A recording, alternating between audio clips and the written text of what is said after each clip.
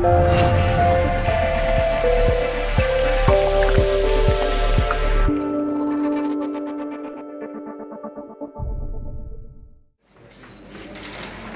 sa dhupa.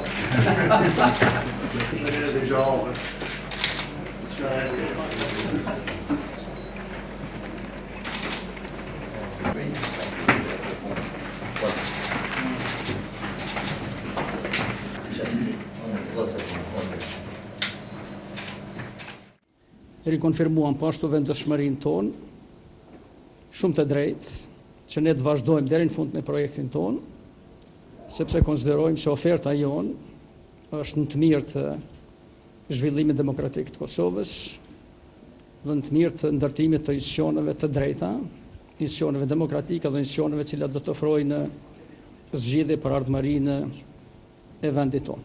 Ne do të vazhdojmë, punojmë bashkarisht, dhe jemi të bindur se Kuvendi i Republikës Kosovës me shumicën e votave do të vendosë lidhur me institucionet e ardhshme të Republikës Kosovës, dhe për këtë bindje kemi përkrahjen e plotë antarësisë dhe të subjekteve tona të cilat ne i përfaqësojmë në këtë koalicion. Jemi në përgatitje të seancës së ardhshme. Afërsisht po i nxjerrim detyrat, meqenëse ende nuk është thirrë seanca.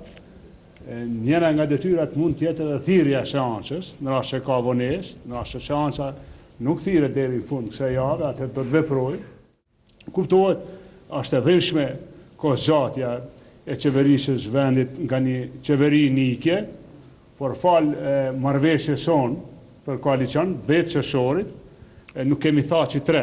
Pra megjithatë, krahas lajmit të keq, lajmi i mirë është se nuk ka ndodhur thaçi 3. Edhe jemi në drejtim me i dhënë vendit institucionet e reja, mirë në gjithë vendit. Në vazhdim të kësaj që thanë kolegët, unë e ftoj kryesuesin që të zbatoj obligimin e saj kushtetues, sa më shpejt të pras seancën e Kuvendit, për të hapur rrugën ndërtimit të institucioneve të vendit dhe njëkohësisht bëj apel të gjithë aktorët që të reflektojnë dhe të respektojnë normat e demokracisë, shumicën e votave, sepse vetëm shumica e votave ajo që zgjedh institucionet nuk janë vendimet.